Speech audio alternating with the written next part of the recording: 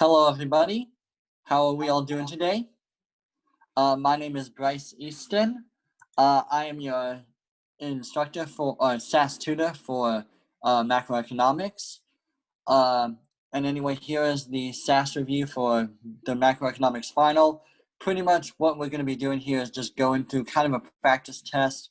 I was able to get a Quizlet. I am going to post this in the SAS tutoring under Econ. So yeah, if you have any other friends who aren't in teams here, I would say if you want to share this video around. And yeah. Also, if you have any questions, please feel free to post them here. I have my times posted here that I'll be in SAS tutoring this week. I'll be online, so all I have to do is basically just type in new conversation, ask your question regarding the homework or concepts, and yeah, I can help you out. Anyway, let's get on to the general questions. So this first part is basically I'm going to go over 3 sections. One is matching. I'll try to explain these themes as I go over them. And after I got matching, we have multiple choice and then true or false, I believe. Yes. So now let's get on to the test. So first question we have is the ratio of federal debt and GDP in the US when it grew the least, or pretty much when it wasn't as successful during the period. Yeah, I don't think this will be much on the test, but since there's only one date here, the answer is pretty obvious. It's A. That's the only time period we're given. Moving on to the next question, we have Cleo promises to play Jackie's $1,000 2 years from today. If the interest rate is 4% in the future, what is this in present value? So pretty much we want to do let me just bust out my calculator. The idea behind this is that present multiplied by the rate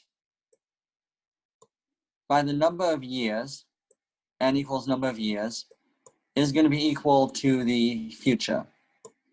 So if our future value is 1,000,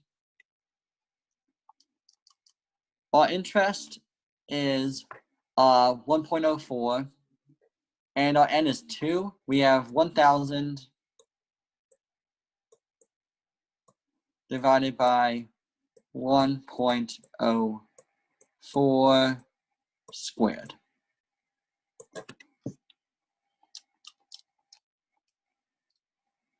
And that gets us our answer of this value. So this one is B. So we got A and B now. We're going to go to C now. They have the consumption was 1,000. GDP was 2,450. Government push.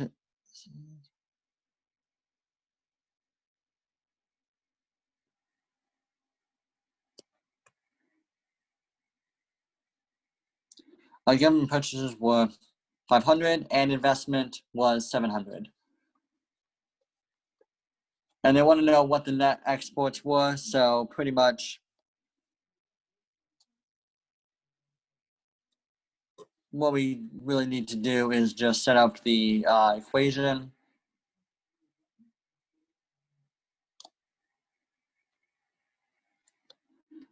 Generally, like GDP is kind of like the combination.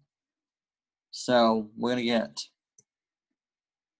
2,450 is equal to the sum of our values here.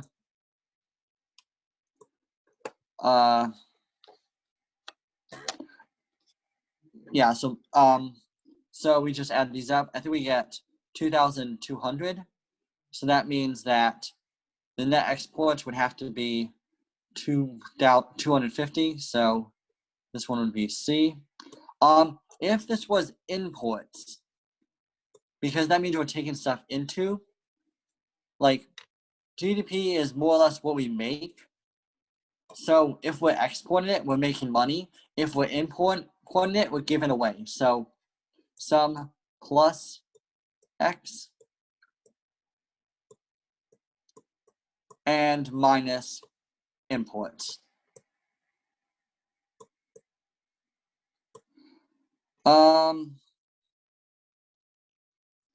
And then they will have the real minimum wage highest. What real minimum wage was highest in, I believe that was 1970. That's the only other date yeah. Given that's a actual year, not a time. Yep. And then they want to know why the long run AS shifts runs right. So that's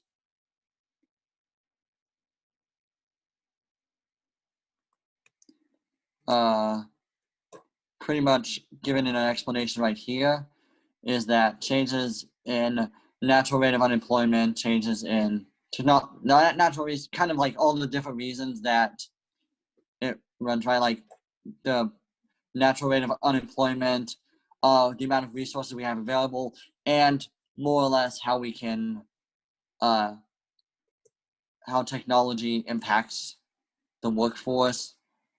Like before tractors and stuff were available, farming, the amount of farming work was very different than it was after tractors and stuff. So we now have another math question. Produces 200 windows valued at 200 each. 150 windows are sold to shop, and then he sells them to households for $50 each. And they want to know how much is added to GDP. GDP is pretty much the sum of stuff that's produced and stuff that's finally sold. So 150 windows.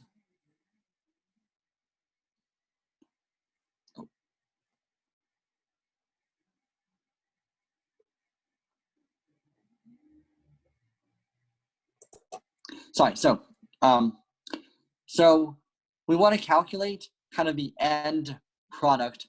So for calculating how much is added to GDP, we want to calculate what we have kind of at the end. So for we make 200 windows. 150 of them are being sold at $50. So that's the end. That's what we count those at. So we're going to get 150 times 50. Squeeze a 0 in there. Sorry about that. Then we have 50 that only are valued at, so then we have 50 that are not sold, and each of them are valued at 20. So we get 20 times, sorry, it's been a long night, and my brain's a little bit starting to go. But anyway, hopefully that makes sense. We got, since 50 were not sold at 50, they are instead counted as $20.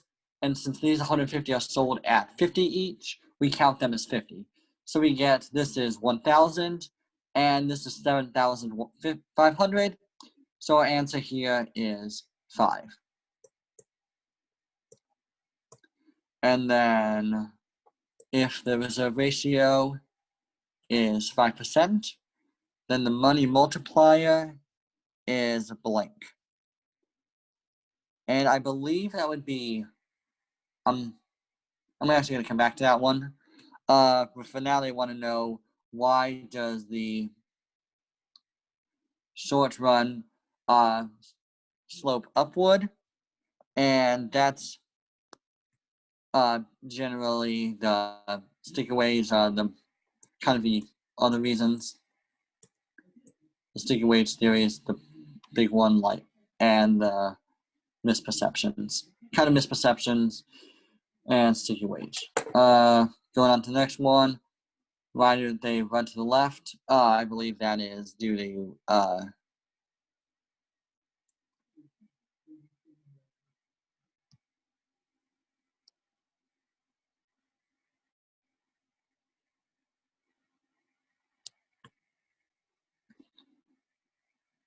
I believe that's this.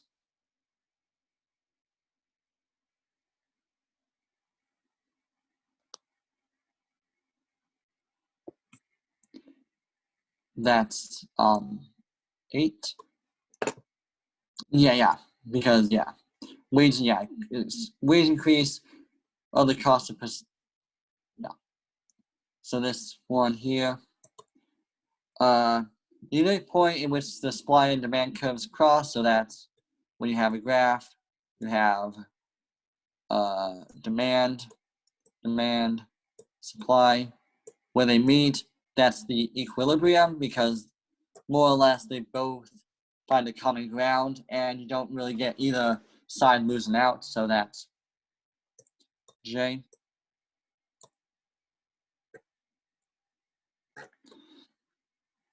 One that does not interact with other economies in the world, that's a closed economy.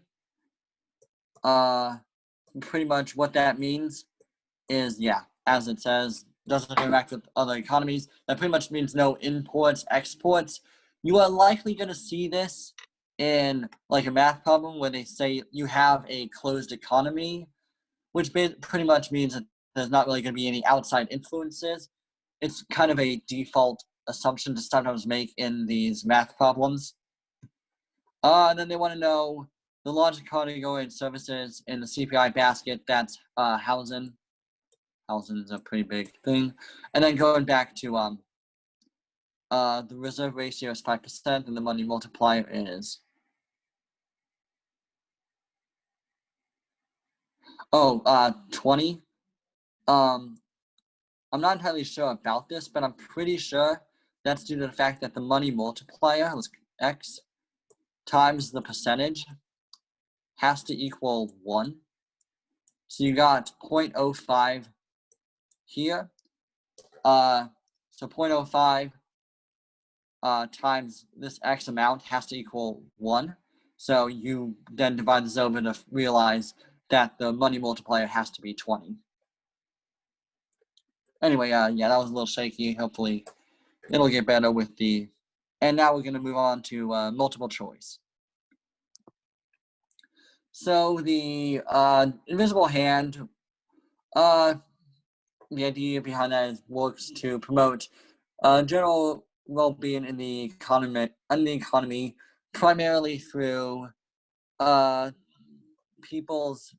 This one would be people's pursuit of self-interest,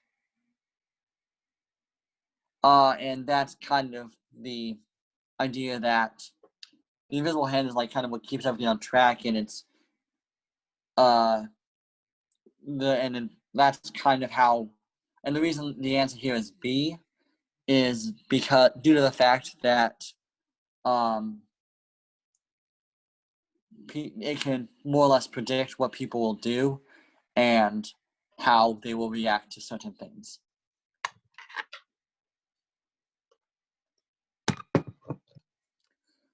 They want to know what the how to get net capital outflow. They have several things here. I'm going to be honest, I'm not entirely sure what they're asking in this question, but the net capital outflow is more or less the purchase of foreign. You calculate it by more or less what you kind of buy from the outside, like what people buy from the outside, minus what people on the outside buy. So it's kind of like the imports, exports, like what people what you have people buying out of the country versus what people out of the country are buying. So it's like, what is your relationship to the other countries? Like, are you buying more from them or are you selling more from them?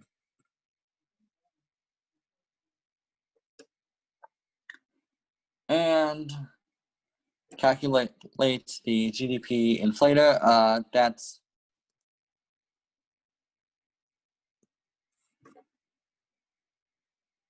all that pretty much is the, so GDP is going to be kind of the GDP deflator is generally how much change is happening. So like the change in stuff bought, or yeah, the change.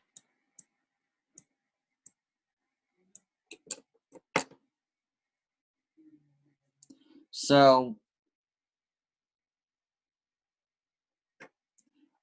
which is usually determined by when you have the normative.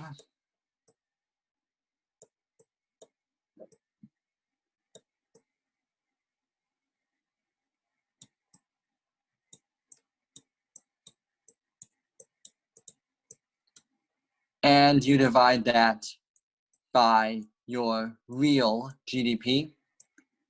If we don't have a question that addresses normative and real later, I will come back and explain how to calculate those. Yeah, but I think we do have one of those later. But yeah, anyway, so your answer here is C, and I guess technically you want to times this by 100 to get the correct decimal places and percentage. Samantha, next question here, we have Samantha goes to the grocery store and make a monthly purchase. She notices that the price is increased by 15%. So she decides to buy basically something else instead. And they want to know which problem in the construction is the situation most relevant. And what this would be substitution bias, because she's basically taken something that she would normally have and substituting something in. So the substitution bias, the idea behind this is that when you have something like maybe Coke and Pepsi, when one goes down, when one is harder to obtain, the sales in the other one will go up because people will use the other one as a substitute for the one that just got harder to obtain. So that's the idea behind substitution bias. When ginger ale becomes harder to obtain, people will go and buy more peppermint tea, unrelated to peppermint tea, but merely as a substitute for ale. And now on to 5.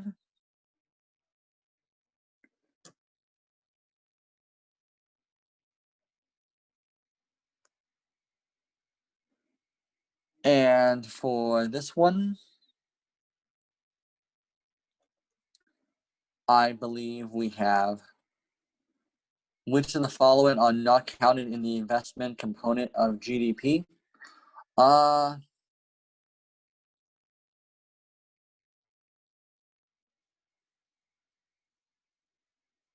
And I'm not sure what this is saying. When a lot of these, I guess, so kind of cross this off. I'm really not sure what's going on with this answers. Just kind of ignore these. But yeah, I will say that we go through each of these. Inventory accumulation.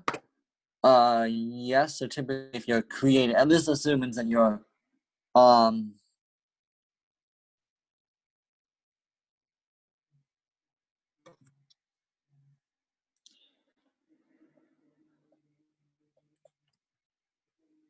okay, I think, sorry, so this is the general, yeah, so I think what they're trying to get you to ask is this one, not this, but pretty much, so inventory accumulation is counted in GDP. The reason for this is, if you recall, up here with this one, when you pretty much gain something, if it's not then sold off, you do count how much it gained you to produce this. So this does count, assuming it's not then sold off. So this does count. And then they want to know household purchasing of new housing.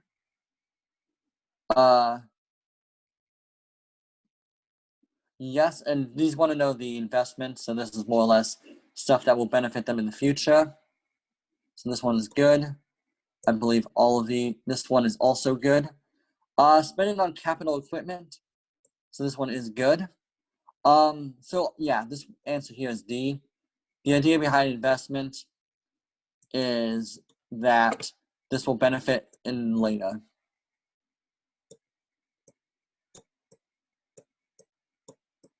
Holds future benefit.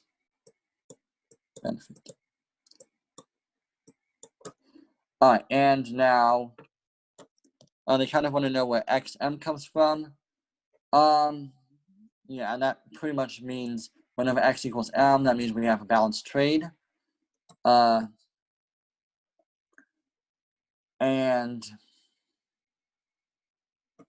they want to know when we have most rises in unemployment or happen, and when most observed unemployment. So this is supposed to be most spikes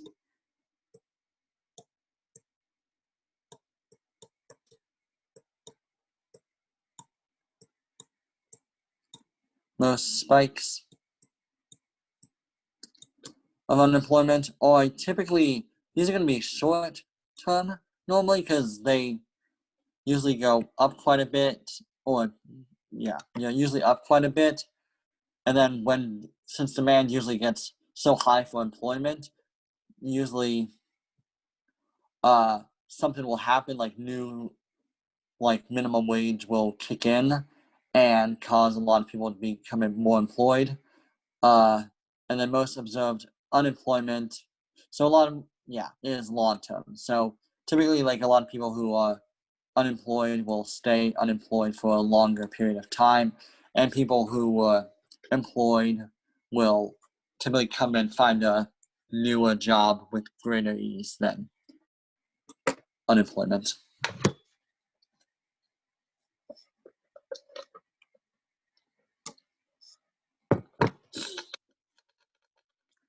And now, in this scenario, so we have an imaginary closed economy. That means no imports, exports.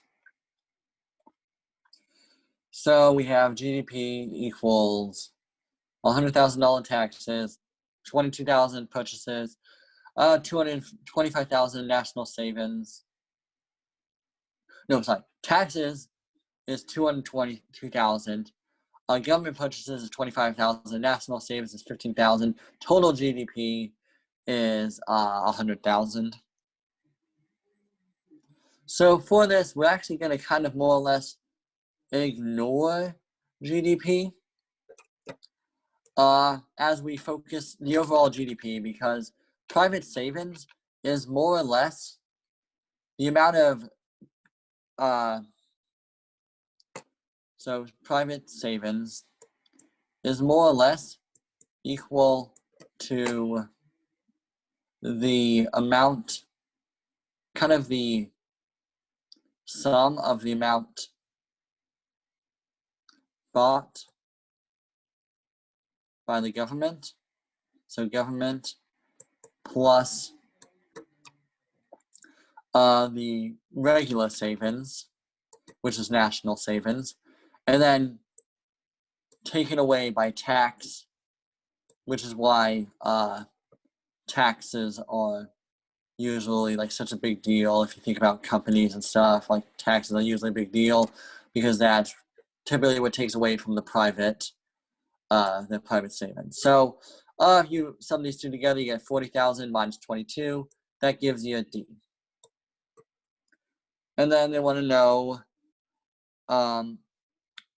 what type of thing openly interacts with other economies around the world. Since closed economy does not, we can say that the opposite is true. We have an open economy. All right, and number 10, we have a balanced trade. and they want to know more or less what that means. Pretty much what that usually means is that we are given as much as we're taken. So that usually means that we have equal imports and exports.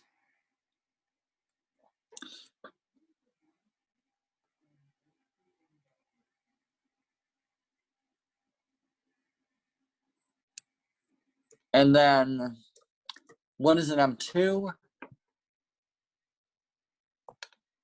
I do not remember what this is, but the answer, if you all know what this is all of M1. Yeah. And then they want us to consider, and then going on to what I do, know what to do. They want to consider the supply and demand load framework for loanable funds, and which of the following could explain an equilibrium lower interest rate and a higher level of investment. So pretty much what that we want there is so in this one the government has a budget deficit must be equal to B, I assume, and that's not really going to help. 8%, really not.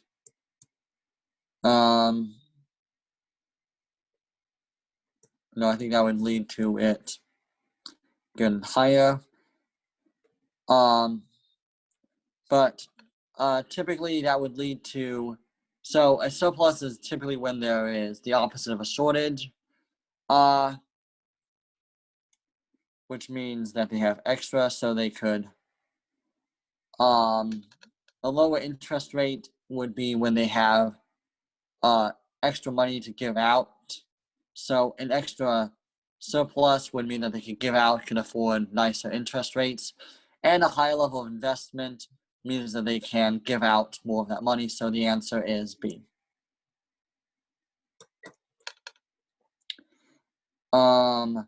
And now we're going to go on to true-false questions. So in this first one, we have X is less than M, which is roughly the price index. For the US basket, this is false. This is because price index is equal. But this would mean if X is less than M, this would mean we have a trade deficit.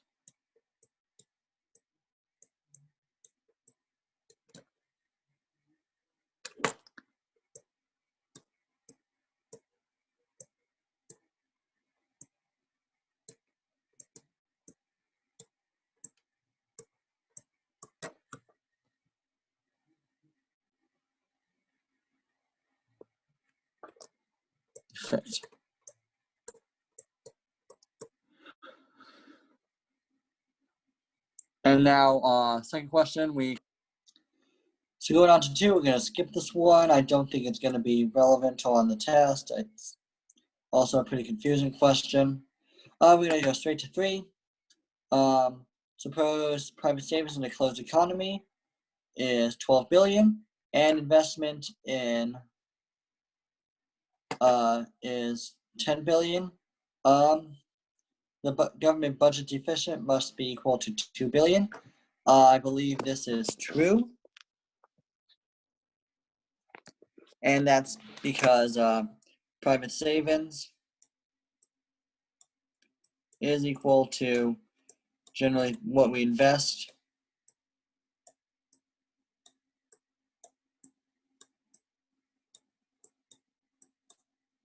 plus kind of what the government budget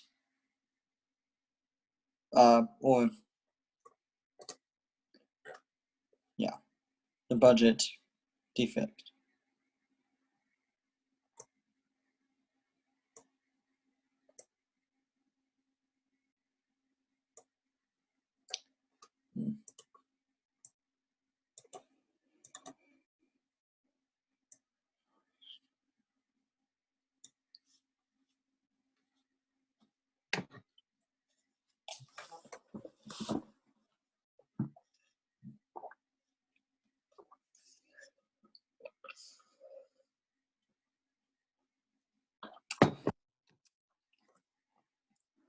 So in this situation, the equilibrium price of a good has increased and the quantity has decreased. So price,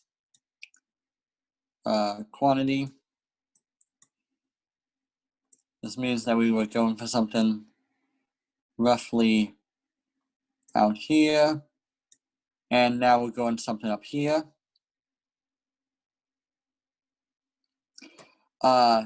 This can be, yes, explained by a decrease in supply, because if you think about it in the real world, if you have very little of something, like think of like rare issues of comic books or like video games, or maybe, yeah, very brand new editions of iPhones, when the quantity gets really low, the typical price will increase and the quantity, and when the quantity available will decrease. And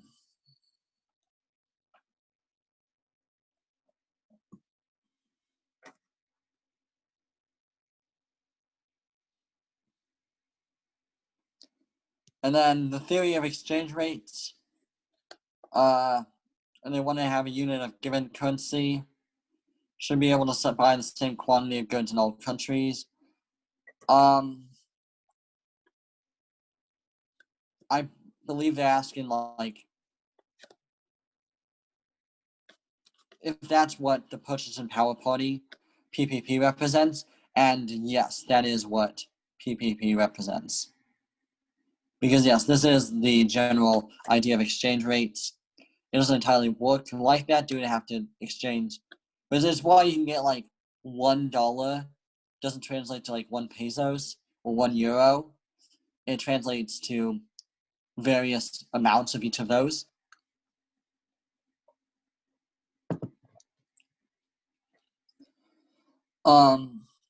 If Sean can produce donuts at a lower opportunity cost than Sue, so that pretty much means that he would be producing them for either less cost on average, or no, sorry, yeah. So like in comparison to what else he produces, it's better for him to produce donuts than it is for Sue to produce donuts. Technological advances such as those during the Industrial Revolution, once again, this is one of those. I think it's saying that, so what they're trying to say is that what they think they want to say is that Sean has better technology. That is not true. Opportunity cost means that the opportunity is better. So if it takes 1 hour for Sue can produce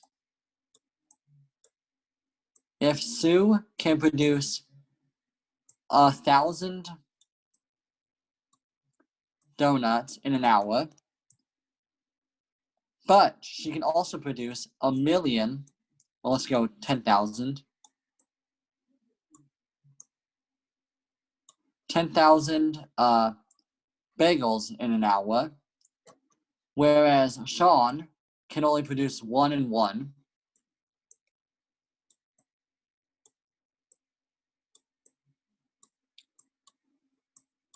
Sue would be able to produce a lot more donuts, but it is far more efficient for her to produce bagels. And for Sean, it's more efficient, compared to Sue, it is more efficient for him to produce donuts. And that's opportunity cost. So he is, So Sean has the opportunity advantage in donuts. Sue would have the opportunity, or the absolute, because she both can produce more and has a better opportunity cost in bagels. And then on to 7, we have the marginal benefit Kyra gets from eating a second sandwich is the total benefit she gets from eating 2 sandwiches. minus the benefit she gets from eating one sandwich. Yes, I believe that would be true.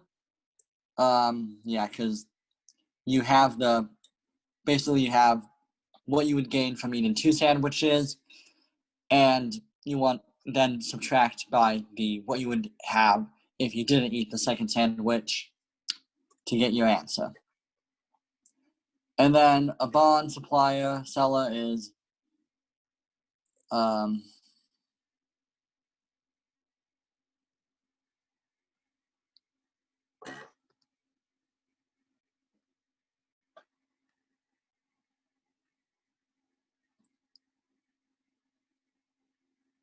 so bond supplier typically like they're looking for investments. So like if you're selling bonds, you're usually looking for money, or like yeah. So kind of what this should be is a borrower.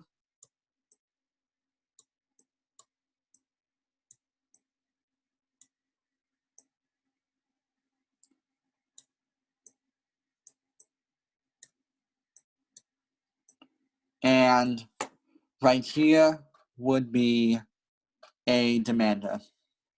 So a bond supply seller is a borrower and demander, demanding loanable funds. So like so think about like when you would buy a bond, you are investing in a company or something else, whereas the person selling the bond is receiving loanable funds that will pay you back then once you more or less cash in your bonds. And at the time they are borrowing money. So this one is, well, this is the right answer. A bond supply seller is a borrower and a demander. What did I write? So a demander.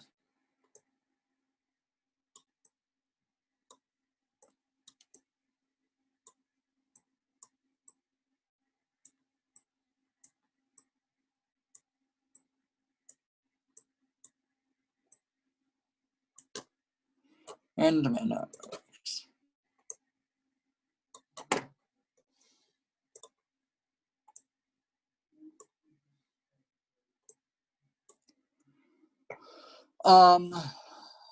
And then there we want to know the reasons demand curve shifts, tax increase, higher interest rates, market slumps, and kind of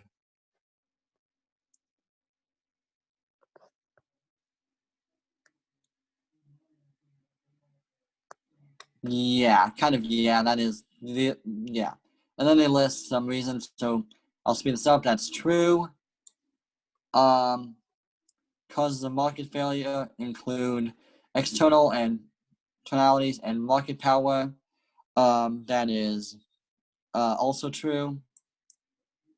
And then the CPI was 200 and in 2012 and 50 in 1983. And then so that's like generally like the how much it increases. So if what would normally cost $50 in 1983 would now cost $200 in 2012.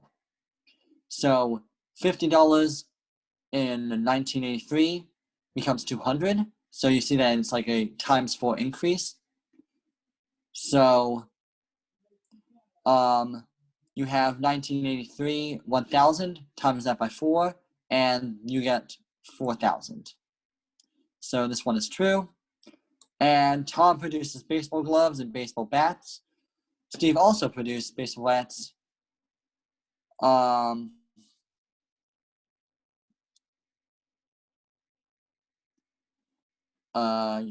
And Steve, so both of them produce, but Tom is better at producing both goods.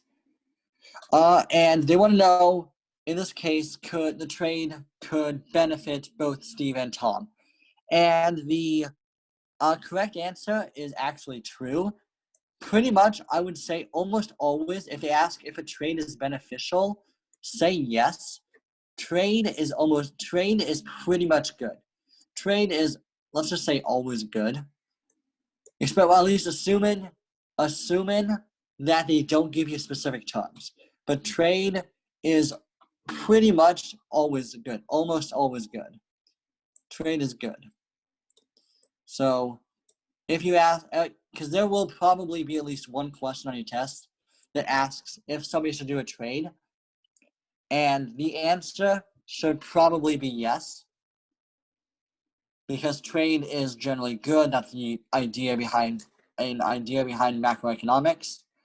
And going back to that one problem I said I would talk about earlier with normative and real GDP.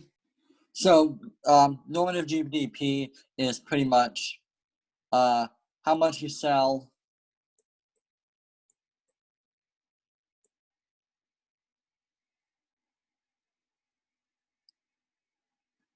let's just do the number you sell by the price. You sell that year.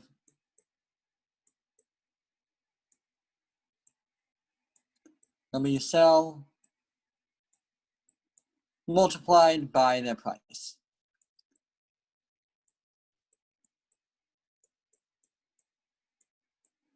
By the price. And then real is same as normative, is the number you sell multiplied by the price you sell. Oops.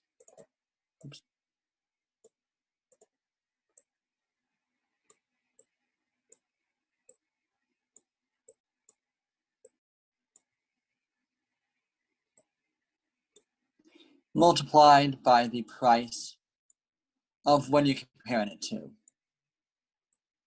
So the price of old. So if we do a real from 1983, we would use the price from that time. So old, the price when it's new.